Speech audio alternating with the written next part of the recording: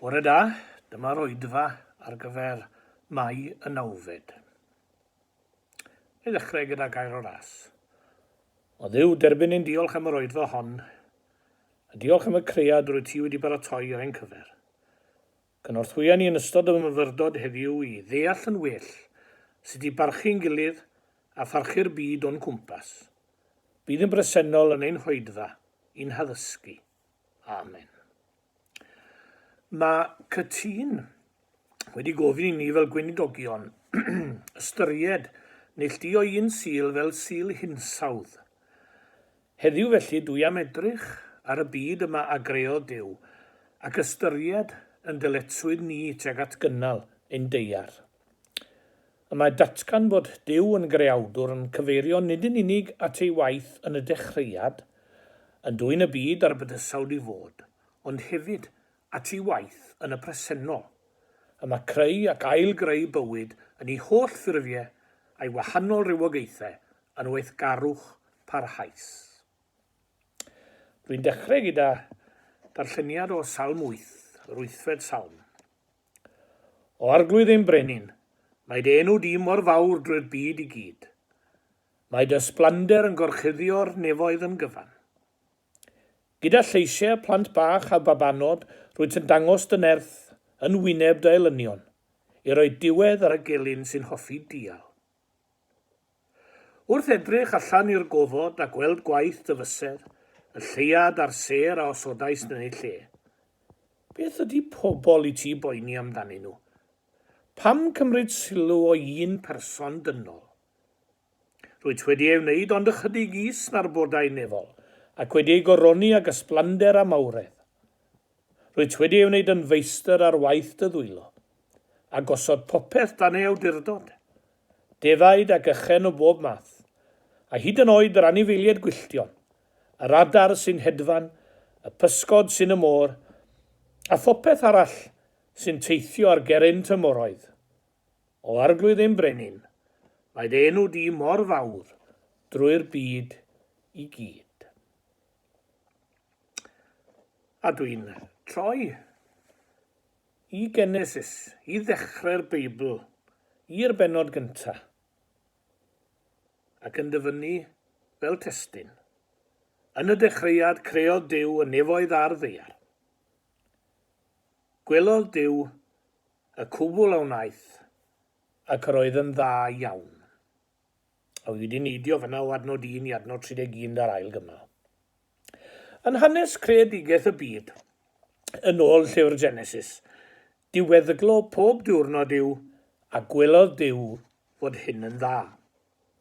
Mae Duw wedi creu byd da. Mae Duw yn dal i greu. Nid creu'r byd a gadael iddo wnaeth Duw. Mae Duw yn ei fyd yn cyflawni ei fwriadau heddiw. Mae'r elfennau o greadigaeth yn esgor ar ddwy wedd y mywyd y Cristion.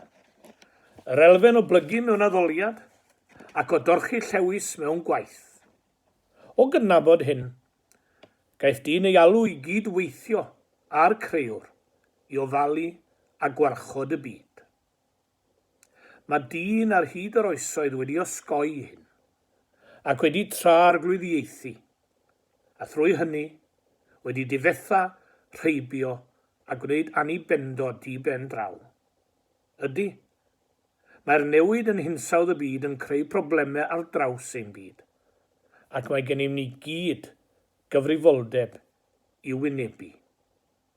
Hyd yn oed y gwleidyddion hynny sy'n gwrthod derbyn y newid. Gwyddom, bod adnoddau'r blaned yn ddigonol i gyflawni anghenion pawb, mae 2 ran o dair yn gorfod byw heb y pethau sylfaenol, megis bwyd, dŵr, cysgod a gofal iechyd. A dewch i ni gael bod yn onest, yn y cyfnod o bandemig yma, dyna'r pethau pwysig.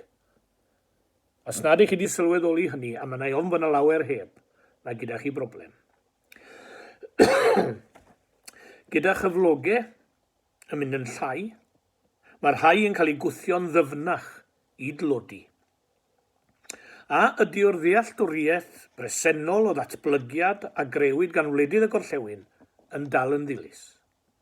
A yw'r rhywbeth ymylol yw'r amgylchfyd i'r broses o ddatblygiad. Ond nid oes rhaid cydnabod bellach bod y broses o ddatblygiad economaidd wedi methu cyflawni ei bwriadau sylfaenol, sef dileu tlwyddi, creu gwaith a chyflawni anghenion sylfaenol dyn, ond hefyd wedi llwyddo i ddinistrio'r amgylchedd ac andwyo'r hinsawdd, a thrwy hynny wedi gosod dyfodol y byd dan fygythiad. Mae angen i ddatblygiad cynaliadwy gyfarfod anghenion y presennol heb beryglu gallu cenedlaethau'r dyfodol i gyfarfod ei hanghenion hwythau. Bellach, a'n systemau ecolegol yn cael ei dinistrio, byddai'n ni golli golwg ar bresenoldeb Duw mewn natur yn drychineb. Un o wersi pwysicaf y Beibl yw bod y byd wedi greu gan Dduw cariadus, personol, a ystyriodd yr hyn a greodd i fod yn dda. Mae gorchymyn y Duw hwnnw'n glir. Dyma'r allwedd i ddeall y ddealltwriaeth feiblaidd o berthynas pobl a Duw. Dwi eisiau chi gael plant fel bod mwy a mwy ohonoch chi. Llannwch y ddeiar a defnyddiwch ei photensial hi, a bod yn feistr sy'n gofalu am y pysgod sydd yn y môr, yr adar sy'n hedfan yn yr awyr, a'r holl greaduriaid sy'n byw ar y ddeiar. Mae'r amgylchedd felly dan ofal dyn. Nid yw hynny'n rhoi hawl i ddyn ar sail gorchymyn Genesis i wneud fel y myno o'r byd. Yn Genesis 1 a 2, mae dyn yn cael safle arbennig, ond ni ddylid anghofio'r 9fed bennod, mwyn cael y cyd-destun cyfan. Sylwer mae cyd-destun y cyfamod yw nid dynoliaeth yn unig, ond y cread cyfan. A dyma Duw yn dweud wrth Noa ei feibion, dwi am wneud ymrwymiad i chi a'ch disgynyddion, a hefyd pob creadur byw, adar, anifeiliaid dof, a phob creadur arall ddaeth allan o'r arch. Dwi'n addo na fyddai byth yn anfon diliw eto i gael gwared a phopeth byw ac i ddinistrio'r ddeiar.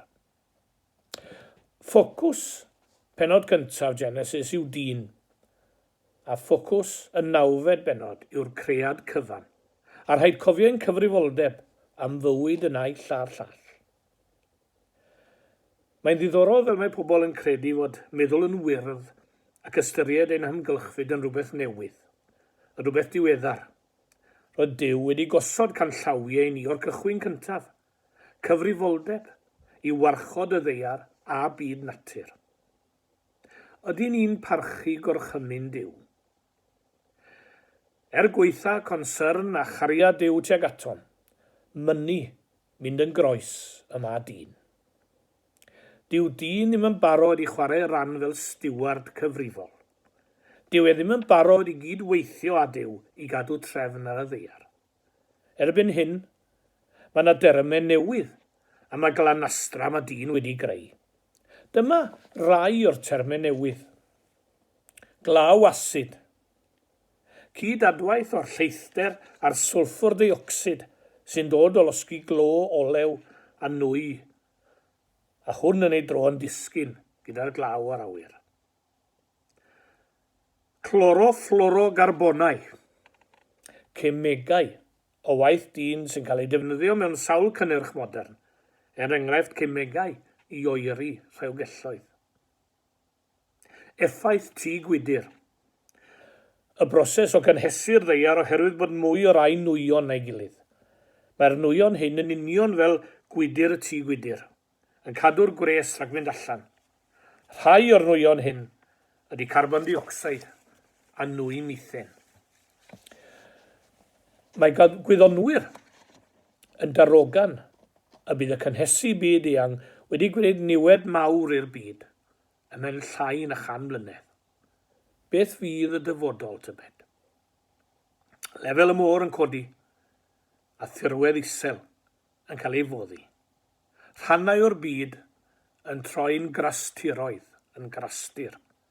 Y tymheredd yn codi, fel y bydd byw mewn rhai yr hanner o'r blaned yn annioddefol. Glaw a gwyntoedd yn dod yn fwy grymus. Mae'r darlun ar gyfer y dyfodol yn un brawychus. Nid yw gwneud dim yn ddewis felly, heblaw yn bod ni'n hunanol wrth gwrs. Mae popeth am nawn ni yn effeithio'r ein byd a'n dyfodol. Mae rhaid i Gristnogion gydweithio i gyfannu cread Duw. Fel Cristnogion, daw ein gweledigaeth oddi wrth Iesu Grist. Mae gennym lawer i ddysgu wrth agwedd a pharch Crist tuag at y byd naturiol. Gwydda Iesu am y we arbennig sy'n tynnu pob rhan o'r cread i berthynas.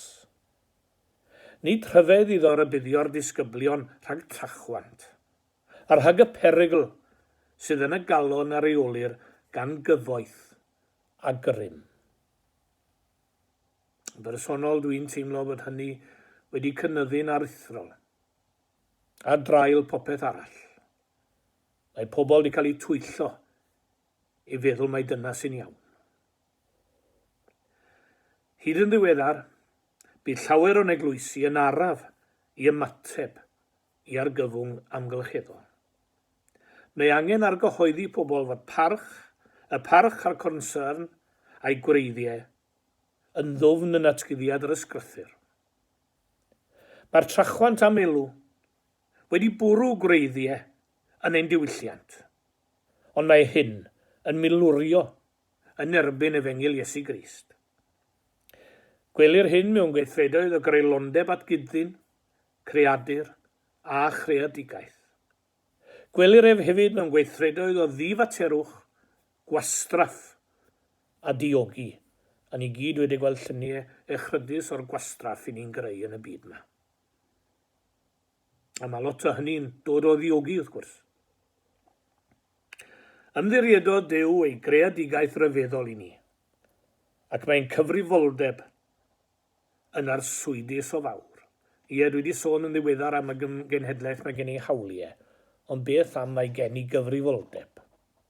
Yw bobl ddim mor barod ydy yma i dderbyn cyfrifoldebau. Mae'r dystiolaeth yn amlwg i ni lygru a difwyno y greadigaeth. Mae W. Rhys Niclas yn gosod y peth yn effeithiol iawn yn ei salm i'r ddeiar dda. Ond fel anifail yn sathru meillion, buom yn ddibris o'n hetifeddiaeth.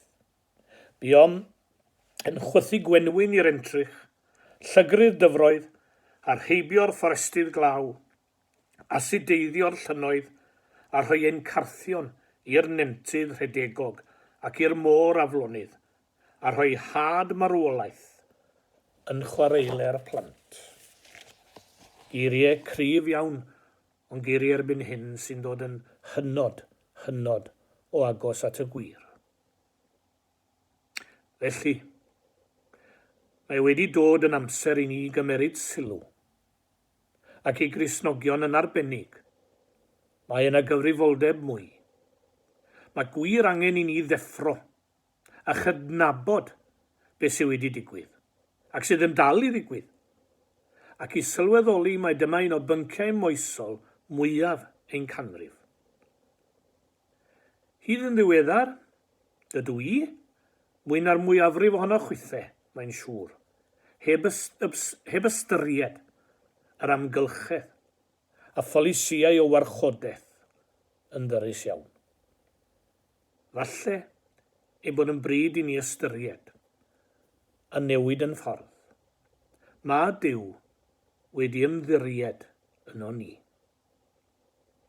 Fe hoffwn ni gloi fy sylwadau ar yr amgylchedd a'r hinsawdd a'r cread bendigedig yma a roed i'n gofal bore yma.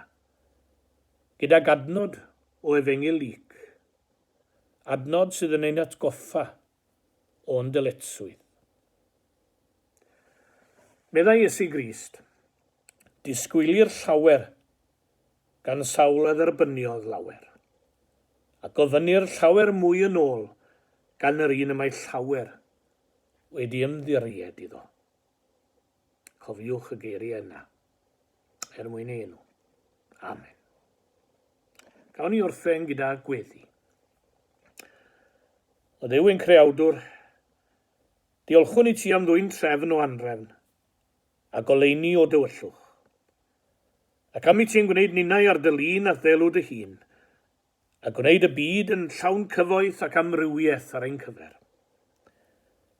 Gwna ni'n stiwardiaid cyfrifol o'th holl roddion, ac yn gydweithwyr â thi yn y deyrnas. Arglwydd, mor ardderchog yw dy greadigaeth. A thithen fwy gogyneddus dath holl weithredoedd yn y cread. Molianon di am yr hyn y dwyt, ac am yr hyn wneithost. Dewch i ni wrando geiriau'r diweddar parchelfed ap Nefydd Roberts mewn gweddi. Maddau ni arglwydd y cread am y trachwant sy'n difetha y fori, mwyn i ni gael diddanwch a chysur heddiw. Am y diogi sy'n atal ar rhwystro mwyn i ni gael byd braf heddiw. Am y diofalwch sy'n llygru y fori, mwyn i ni gael esmwythra heddiw. Am yr angyfiawnder sy'n amddifadu y fori, mwyn cyfoethogi ein byd heddiw.